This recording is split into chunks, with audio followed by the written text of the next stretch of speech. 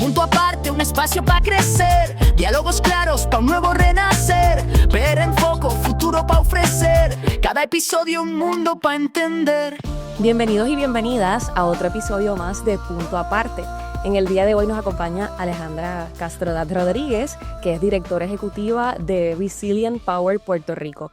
Alejandra es economista, diseñadora de políticas públicas y herramientas analíticas, y hoy la tenemos aquí porque ha sido galardonada con el Premio de Acción Climática, Premio en Diseño por Acción Climática, un premio que otorga el Museo Cooper Hewitt de Nueva York. Bienvenida, Alejandra. Gracias por la invitación y el espacio para poder compartir el trabajo que estamos haciendo. Felicidades, ¿verdad?, por este premio por innovación, al premio a la aplicación Iluminación. De eso vamos a hablar en breve, pero primero quiero que nos hables un poquito sobre ti, porque entonces es como una economista especializada en equidad termina ganando un premio en diseño. Cuéntanos, ¿verdad?, cómo llegas a esto. Yo llego a Puerto Rico en el 2013, después de estar fuera de Puerto Rico durante muchos años, trabajando temas de inequidad económica en desarrollo. Básicamente, cuáles eran las diferencias en riquezas entre distintas regiones. Estaba especializada en Europa del Este, yo estaba especializada en los países que eran comunistas y se estaban uniendo a la Unión Europea. Y siempre mi interés ha sido entender qué factores son los que contribuyen a que ocurra esa inequidad. Así es que cuando yo llego a Puerto Rico, que tengo por primera vez la oportunidad de ser servidora pública, de trabajar en el gobierno, que fue siempre, ¿verdad?, fue mi aspiración, trabajar en política pública, inevitablemente aquí eso significó trabajar en cambio climático. O sea, ese es nuestro reto fundamental del día a día, el que está definiendo en qué lugares nos podemos desarrollar, quiénes son más impactados, a quiénes se nos retrasan esas oportunidades. Inicialmente trabajé en la oficina del comisionado para el desarrollo sustentable de Vieques y Culebra en la Fortaleza. Y ahí yo estaba trabajando en el Task Force del presidente Obama, que tenía ese Task Force de sustentabilidad, que era entre agencias del gobierno federal y el gobierno de Puerto Rico. ¿Y qué ocurrió? Pues como yo había estado coordinando ese grupo multidisciplinario e interagencial, y me destacaron para dirigir un grupo interagencial que trabajó la propuesta del National Disaster Resilience Competition. Eso fue en el 2014 y es el momento en el que el gobierno federal decide que el paradigma de recuperación de desastres iba a ser la resiliencia. Lo que hacen es que crean una competencia de $1 billón y todas las jurisdicciones presentan una propuesta para definir cómo ellos diseñarían proyectos. Era la primera etapa. Tú no simplemente decías, quiero chavos para estos proyectos. Tú tenías primero que demostrar que tú tenías una forma específica de decidir qué proyectos ibas a hacer y cómo tú los ibas a diseñar. Cuando se presenta esa oportunidad, pues de repente un grupo de super nerds dentro del gobierno tuvimos pues un espacio para trabajar pues de la forma que nos gustaba y que reflejaba nuestra formación, que era hacer trabajo de política pública basado en la evidencia. Ese concepto se bandea mucho. Todo lo que significa es que tú vas a utilizar información y datos y con eso como base vas a diseñar políticas públicas a base de la evidencia de qué son las mejores prácticas, qué cosas ya han funcionado. Después de eso, surge la oportunidad de ser la Chief Resilience Officer del municipio de San Juan bajo el programa de 100 Ciudades Resilientes. Así es que un poco por casualidad y un poco por nerd y porque yo en mi rol de gestora de estos grupos interagenciales, a lo que me dedicaba en esencia era a traducir información entre los distintos componentes. ¿Verdad? Que si de pronto estaba el departamento de la familia tratando de entender cómo ayudar a las poblaciones vulnerables y por otro lado tenía un ingeniero de energía eléctrica, mi rol como economista y yo ser economista me permitía, yo tenía las herramientas necesarias para traducir los intereses, las herramientas y las necesidades de esos distintos componentes. Yo creo que poco a poco en ese ejercicio yo me fui especializando en este tema de cómo tú conviertes un idioma, puede ser matemático, y lo traduces a una conversación sobre justicia social. O cómo tú puedes explicar lo que es una necesidad comunitaria de iluminación para seguridad a un proceso de inversión capital en infraestructura. Que entonces en ese camino es como que vas empezando a convertirte en diseñadora desde la economía. Desde la economía y desde haber sido profesora de métodos de investigación. Se convierten en como mis armas y mis herramientas para yo siempre me he considerado una traductora, ¿verdad? Yo manejo de matemáticas, marcos conceptuales, mapas o GIS, y por el hecho de que manejo todos esos distintos idiomas en un sentido, he podido entonces utilizar esa información para desarrollar proyectos que sí, que están basados en la evidencia por un lado, pero en evidencia que viene de distintos saberes, ¿verdad? Distintas bases de conocimiento. Y eso es lo que es peculiar del trabajo que yo hago como diseñadora y eso es lo que distingue a Iluminación de pues, otras plataformas o herramientas que existen en el mercado. Alejandra, ¿qué te inspira? ¿Verdad? ¿Qué visión de Puerto Rico tienes, ¿verdad? Con el trabajo que estás haciendo. Nosotros estamos tratando de crear herramientas y de viabilizar el acceso a recursos para que todas y todos diseñemos soluciones que se atemperen a nuestras necesidades y a los recursos que tenemos. Es llenar la brecha técnica que a veces lo que hace es marginalizar y excluir a las personas, pero sobre todo a los grupos, poblaciones y comunidades marginalizadas de la toma de decisiones bajo la premisa de que la gente no entiende o que esto hay que dejárselo a un experto, cuando en realidad todas las bases de conocimiento son valiosas, son importantes. Y yo diría que el conocimiento comunitario, el conocimiento de las personas y los grupos marginalizados es fundamental en el buen diseño de políticas públicas para atender sus necesidades. Como directora de Resilient Power Puerto Rico, ¿qué hace esta organización, verdad? ¿Y cuánto tiempo llevan educando, verdad? Sería sobre el tema energético aquí en Puerto Rico. Resilient Power Puerto Rico nace en el mismo medio del apagón después del huracán María, que de hecho es el segundo apagón más grande en la historia de la humanidad. La organización lo que quería hacer en ese momento era algo súper sencillo y era viabilizar que en los centros en donde se estaba dando la respuesta al huracán y los proyectos de recuperación pudieran tener continuidad de operaciones. Y en ese momento lo que significaba era cómo nosotros nos aseguramos que tengan electricidad. Uno de los fundadores, Jonathan Marvel, que fundó la organización junto a Cristina Roy, es hijo de Lucila Marvel, planificadora social, que tiene un libro destacado que se llama Listen to Their Voices, en donde ella trabaja con 100 comunidades marginalizadas en Puerto Rico y se utilizó la relación existente de Lucila con esas comunidades para viabilizar esa inversión inicial. Era llevar sistemas de energía solar de emergencia, tenían como 5 kilovatios de generación, a esos centros y asegurar la continuidad de los servicios.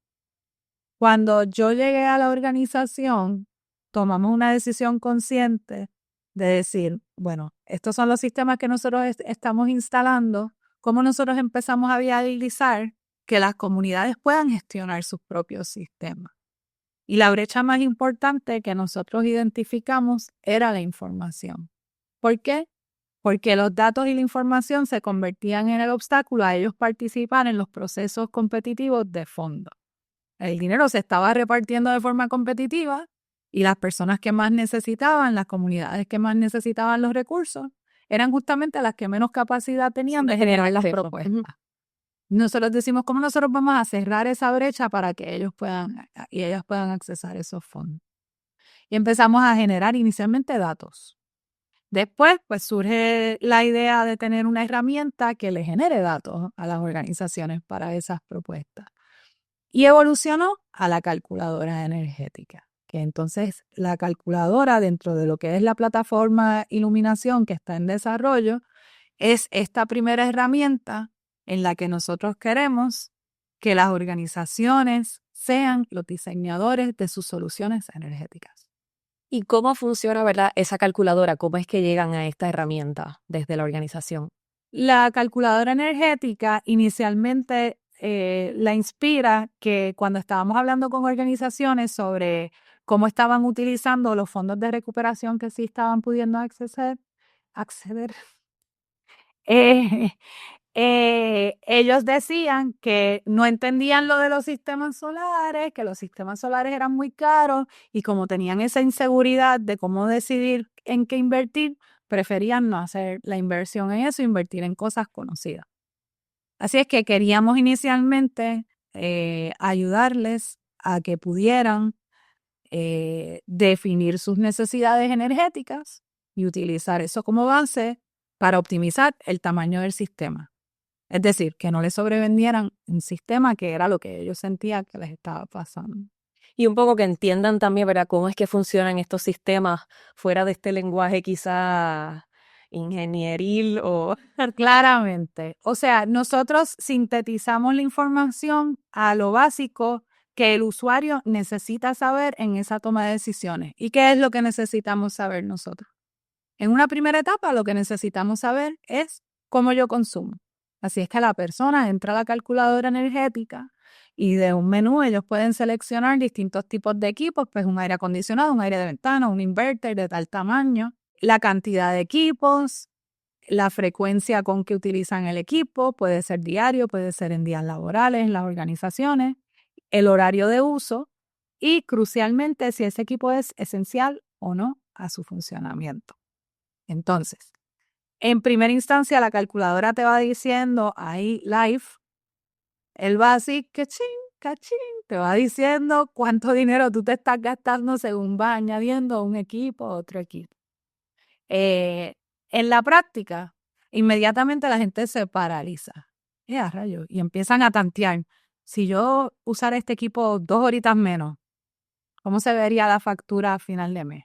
Así es que hay como una concienciación de cómo ese uso de los equipos redunda en el bolsillo e inmediatamente se replantean el consumo en el mero ejercicio de hacer la auditoría.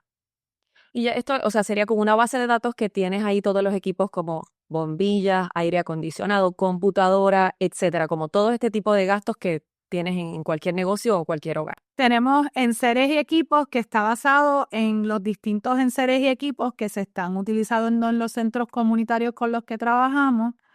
La herramienta también permite que la persona notifique, el usuario notifique, mira, te está faltando este equipo, queremos que esté, y nosotros vamos actualizando y ampliando esa base de datos. Pero una de las cosas peculiares es que estos enseres y equipos pues reflejan el uso que se les da a los enseres y equipos en Puerto Rico. Y los nombres de los equipos son los nombres que usamos en Puerto Rico. Pues por darles un ejemplo, tenemos una compañera ruso-dominicana que ha trabajado con nosotros como analista y cuando ella llega y empieza a hacer y está buscando, es que es nevera en Puerto Rico. Así que es importante que esto es una base de datos criolla y está diseñado para facilitar que la gente encuentre lo que está buscando ahí con total facilidad y se puedan ver reflejados en esa herramienta. El usuario, ¿verdad?, va a dedicarle un tiempo a ese ejercicio de auditar y además nos va a compartir una información sobre sus patrones de consumo. Nosotros, en cambio, le tenemos que ofrecer a ellos una información que sea útil para ellos, ¿no? Así es que en el primer paso, la herramienta lo que hace es que ofrece información para diseñar soluciones de eficiencia energética. ¿Qué quiere decir esto? Que inmediatamente la calculadora primero produce una visualización gráfica de en qué categoría de uso estás consumiendo durante cada hora y si le das a un botón te dice cómo se vería esa misma gráfica si todos tus equipos, en lugar de ser los que estás usando, fueran eficientes. Si uno tiene un consumo significativo, pues por decir en iluminación, que lo vimos en una biblioteca con quien estábamos trabajando, la biblioteca James Stern de Dorado, es la primera vez que yo he visto una gráfica donde más de una tercera parte así, ese chunk que además es guayaba el color, era iluminación. Y yo decía, Hay algo con las bombillas. hay algo está pasando aquí con las bombillas. Efectivamente, eran los tubos estos fluorescentes de los años de la guácara. Así es que la Junta instantáneamente decidió, vamos a invertir en esto. Tuvimos unas conversaciones sobre cómo sería el mejor retrofit y ellos redujeron su consumo mensual por 34%. Un Wow. cambio de bombilla. Sí que es un cambio relativamente sencillo.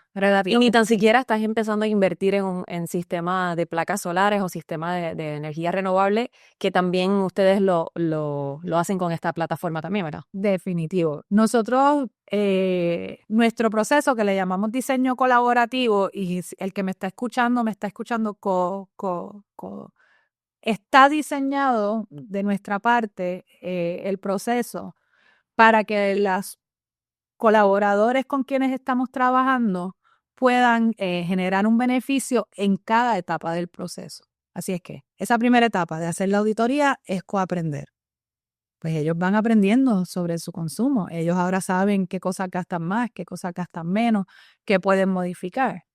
En la etapa de codiseño, ellos van a poder ver dentro de la misma calculadora exactamente cuál es el equipo eficiente que le va a ofrecer la misma función que el que ellos están utilizando y la diferencia en el costo mensual de su consumo si ellos hicieran el cambio. Cuando tú utilizas esa información y la comparas con lo que pueda costarte el equipo, ahí ya tú estás tomando una decisión informada. Hay veces que esa inversión no vale la pena. Yo no les voy a mentir. Hay veces que el costo sencillamente es demasiado alto y el horizonte en que tú vas a generar el beneficio es tan largo que si yo soy una organización que no sé ni si voy a estar operando en 6 meses, en 2 años, que es como operan muchas de estas organizaciones, esperar a tener un beneficio dentro de 8 años no vale la pena. Y eso pues tenemos que reconocer que es parte del problema. O el tipo de cambio que tienes que hacer es tan significativo que no es nada más cambiar una bombilla, hay un cambio de infraestructura. De nuevo, pues no es posible porque tú estás alquilando el espacio. Pero en la medida en que ellos puedan ir identificando soluciones en esta etapa, no depende de que al final del arco iris encontramos el dinero para poder poner el sistema solar. No. Ya inmediatamente ellos van generando ahorros en su consumo y por lo tanto ya se están beneficiando de la colaboración que tienen con nosotros. Y esta es solo en la parte de la calculadora. Y esto es solo en la parte de la calculadora. Sabemos que iluminación también tiene otras partes que están todavía en desarrollo, ¿no? Pero quiero que también nos hables un poquito de cuáles son estas otras partes de la plataforma y por qué terminó siendo premiada, ¿verdad? Sabemos que ellos premian la innovación, la excelencia y también un poco cómo mejora la calidad de la vida de la gente. La plataforma Iluminación tiene 4 herramientas de las cuales ya hemos, ¿verdad? En este momento tenemos la calculadora, es la que está viva, funcionando y que estamos calibrando con las comunidades. Nosotros habíamos tenido una versión que en este momento está pausada de una herramienta georreferenciada. Esto quiere decir que son mapas de vulnerabilidad climática. Era una herramienta sumamente sencilla y extraordinariamente poderosa, porque todo lo que el usuario tenía que hacer era en un mapa delimitar su comunidad, como quiera que fuera que la definía. Pues si es la comunidad a la que le ofrece servicios una organización o es mi barrio, mi vecindario, tú ibas y seleccionabas unas áreas hasta que tú tuvieras un mapa que tú dices, esta es mi comunidad, ¿verdad? Por dar un ejemplo, el sector Playita en Villa Palmera. Y con solo apretar un botón, la herramienta te devolvía 15 variables de vulnerabilidad climática. Que ¿podrías explicar un poquito, ¿verdad, para el público qué es vulnerabilidad climática y cuáles serían algunas de estas variables? La vulnerabilidad climática es básicamente es una manera de medir cómo nos impacta de forma distinta a las personas o a las infraestructuras un evento de extremo climático. ¿Ok? Y la vulnerabilidad climática se compone de 3 asuntos. Cuando tú le preguntas a alguien qué es vulnerabilidad climática, hay 2 cosas que siempre ocurren. Número 1, todos somos vulnerables. Número 2, la vulnerabilidad climática es, pues, cuando hay una inundación, cuando hay un terremoto.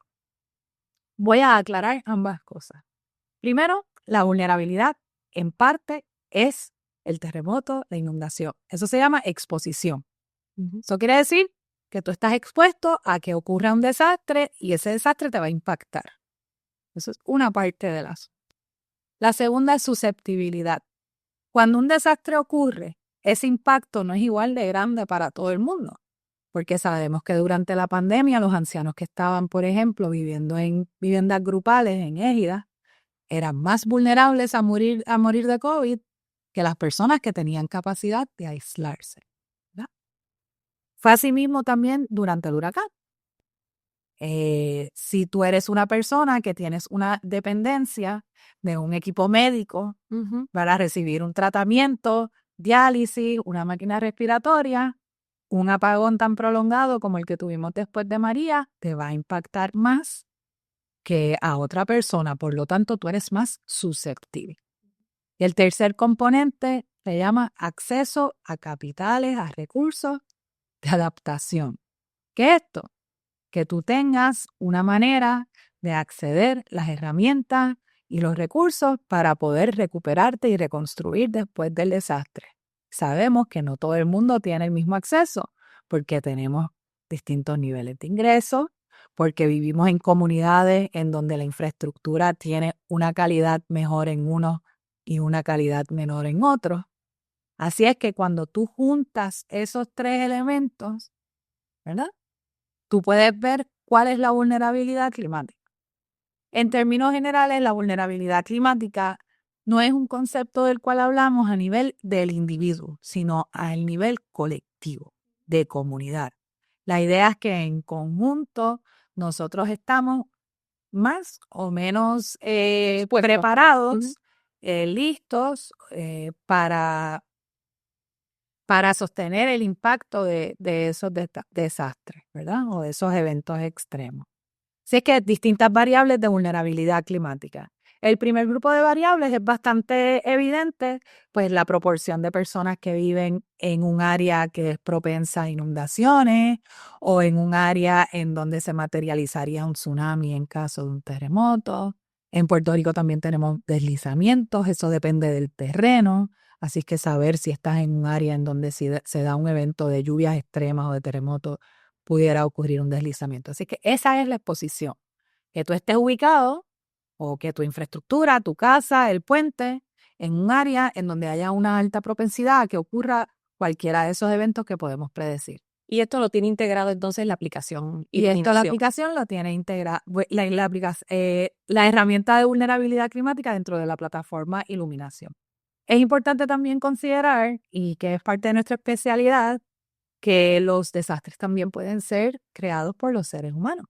El apagón es también un desastre. ¿Okay? No es solo una consecuencia de un desastre.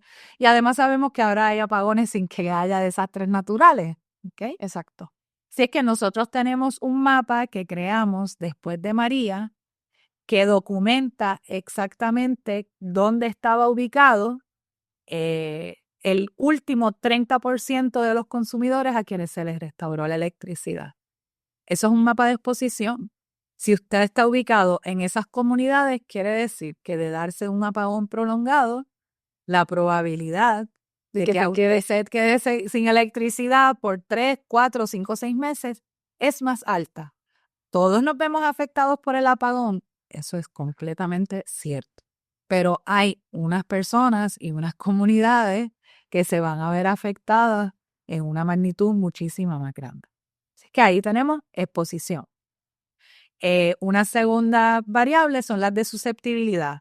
Personas dependientes, envejecientes, personas de bajos ingresos, porque si se detiene, por ejemplo, la economía, no afecta igual a una persona que tiene ahorros, a una persona que está viviendo de semana a semana en términos de sus gastos, ¿verdad? Mm. En términos de una vivienda, si tú tienes una vivienda que no tiene, que tiene un techo de cemento, de madera que no está bien agarrado, vis a vis que usted está viviendo en una casa de concreto, pues en esa vivienda donde el techo es de zinc y no está bien agarrado, usted está más susceptible a que el techo salga volando, ¿verdad? Exacto. Así es que esas son las variables posibles de susceptibilidad. La mayoría de las variables de susceptibilidad en el índice, en la herramienta, son de tipo socioeconómico. Nos ayudan a entender qué tantas poblaciones hay en la comunidad que podrían verse impactadas y que requieren una atención especial, que requieren una planificación específica para atender sus necesidades. Y el tercer grupo de variables fue súper interesante construirlo porque es ese acceso a los capitales de adaptación. ¿Qué hicimos? Pues creamos una base de datos de puntos de todas las salas de emergencia en Puerto Rico que aceptan el Plan Vital. ¿Qué quiere decir esto? Que las poblaciones más vulnerables de bajos ingresos que dependen del Plan Vital, ¿en dónde van a poder recibir servicios médicos en caso de un desastre? Es que la herramienta te decía, tú ponías tu comunidad y te decía, desde el mismo medio de tu comunidad estás a tanta distancia de una estación de bomberos, a tanta distancia de la sala de emergencia que acepta el Plan Vital más cercano. Tienes tantas carreteras primarias cerca de ti, sabemos que los escombros obstruían. ¿Qué proporción de personas en tu comunidad tienen internet? Que lo vas a necesitar para después llenar los formularios de FEMA y que te den los chavos de recuperación. ¿Qué proporción de esa población tiene un vehículo? Nos sorprenderá saber, en Puerto Rico, una proporción altísima de la población tiene acceso a internet. Pero cuando uno va de comunidad a comunidad, tú tienes comunidades donde el 60% de la población no tiene acceso a internet y depende de ir a espacios de wifi gratis. Igualmente, tú tienes comunidades en Puerto Rico donde más de un 16% de la población no tiene un vehículo. ¿Cuál es la implicación de esto después de un desastre? La implicación es que van a tener una menor capacidad de acceder los espacios, los fondos, los recursos para recuperarse. Así es que nosotros le dejamos saber a cada comunidad, entre esas variables, cuáles son las áreas que ellos querrían atender para fortalecerse de cara a cualquier evento futuro. También esos datos, les puedo decir que normalmente cuando uno somete una propuesta para fondos de recuperación, te van a pedir un análisis que va a incluir la mayoría de esos datos. O sea que esto va a servir también para que estas organizaciones comunitarias puedan entonces presentar proyectos para recibir más fondos eventualmente. Precisamente, todos los resultados que genera la plataforma Iluminación, tanto en términos de vulnerabilidad climática como en términos de la calculadora, están diseñados para que los usuarios se los llevan, con eso montan una propuesta y van y solicitan fondos, diseñan sus proyectos y sus soluciones, y entonces tienen una base sobre la cual hacer esa petición de fondos que les aumenta la probabilidad de recibir el dinero y que como mínimo les permite cumplir con unos requisitos que normalmente son excluyentes de la participación de esas comunidades marginalizadas. ¿Cuándo va a estar el resto de las partes de la aplicación Iluminación disponibles para el público o para quienes va a estar disponible? Bueno, la plataforma en este momento, como está en una etapa de diseño, de desarrollo, nosotros estamos utilizándola con nuestros colaboradores en comunidad, haciendo todo el proceso de calibrar y recalibrar el diseño con nuestros colaboradores. Hasta el momento hemos trabajado propuestas con 35 organizaciones de base comunitaria en Puerto Rico, de las cuales 25 ya desarrollaron propuestas de sistemas de energía solar. 2 de ellas consiguieron dinero y nosotros conseguimos dinero para otras 8. Tenemos un portfolio de 10 propuestas activas. Seguimos trabajando propuestas con otras 12 organizaciones y nuestra aspiración es que la exposición que nos va a dar el premio nos va a dar acceso a establecer más colaboraciones con recursos creativos, técnicos, posiblemente recaudar más fondos y que en ese proceso de recaudación de fondos nosotros podemos hacer la inversión necesaria para hacer la plataforma pública al público en general entre finales del 2025 y principios del 2026 es la aspiración. Cooper Hewitt, el museo, lleva dando este premio por 25 años, pero me estabas explicando que hace como 5 es que empiezan a dar este premio por acción climática específicamente. ¿Qué significa este premio para Resilient Power Puerto Rico y para el país? En términos inmediatos, la exposición, ¿verdad? Como les mencionaba, nosotros lo vemos como una oportunidad para crecer un proyecto que ha sido así como el Little Boat That Could, con unas inversiones pequeñas, con mucha voluntad. De pronto se da el espacio para potenciar su crecimiento. Pero más importante aún que eso, nosotros lo vemos como un reconocimiento a dos cosas en las que nosotros creemos muy firmemente. Número uno es la capacidad de las comunidades de generar bases de conocimiento valiosísimas en el diseño de políticas públicas y proyectos y la importancia de esa gestión colectiva. Esto es una herramienta que fomenta y depende de colaboraciones y de una gestión colectiva y de la integración del conocimiento técnico, del conocimiento institucional, del conocimiento comunitario para que nazcan estas soluciones. Nosotros entendemos que el premio reconoce el valor de ese acercamiento al trabajo, porque nosotros lo que somos en última instancia es una propuesta de cómo diseñar, ¿verdad? En segundo lugar, nosotros lo vemos como un reconocimiento al talento, al ingenio y a la creatividad de las puertorriqueñas y puertorriqueños que llevamos aquí décadas diseñando soluciones de acción climática y de sustentabilidad y cómo esas soluciones pueden ser un modelo para el resto del mundo. Sí, que entonces desde Puerto Rico pueden salir soluciones también, no solamente tenemos que estar como quejándonos o... Ni necesariamente tenemos que estar buscando soluciones fuera de Puerto Rico porque aquí se están diseñando y se están gestando esas soluciones y lo importante es entonces darles una plataforma, darles voz y apoyar e invertir en esos puertorriqueños y puertorriqueñas que están diseñando esos proyectos.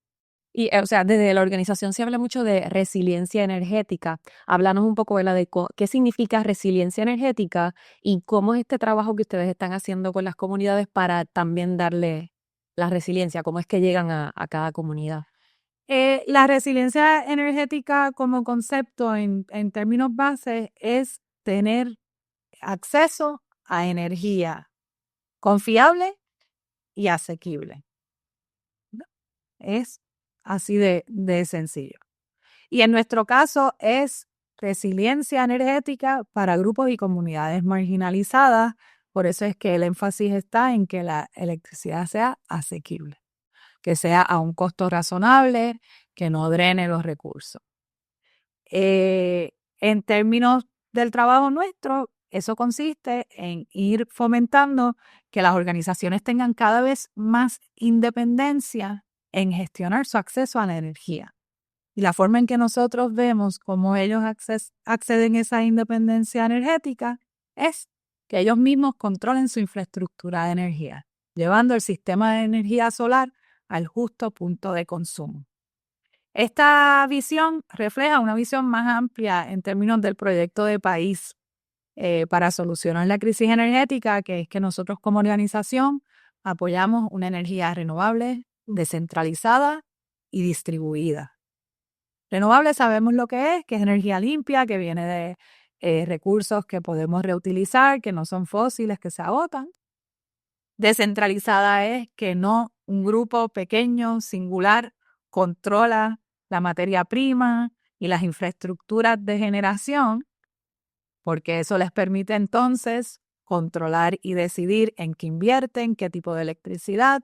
Hay una brecha democrática gigante en ese proceso centralizado de generación de energía y nosotros creemos en la democratización de ese proceso de toma de decisiones, así que creemos en la descentralización de esa generación y que sea distribuida, que no significa otra cosa, que es que usted consume exactamente en el punto en el que genera.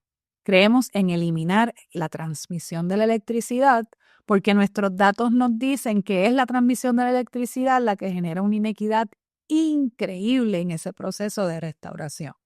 Es nuestra infraestructura de transmisión realmente la que decide si usted está en una comunidad en donde le van a restaurar pronto la electricidad o si cuando haya un apagón grande, siéntese a esperar 3 meses a que le vuelvan a poner la luz. Así es que energía renovable, descentralizada y distribuida. Y si no cumple con esos 3 requisitos, el proyecto de energía no es equitativo y por lo tanto no satisface nuestra definición, nuestro concepto de lo que es resiliencia energética. Las personas que nos están sintonizando, si hay organizaciones o comunidades que quisieran comunicarse con Resilient Power Puerto Rico, ¿a dónde podrían hacerlo?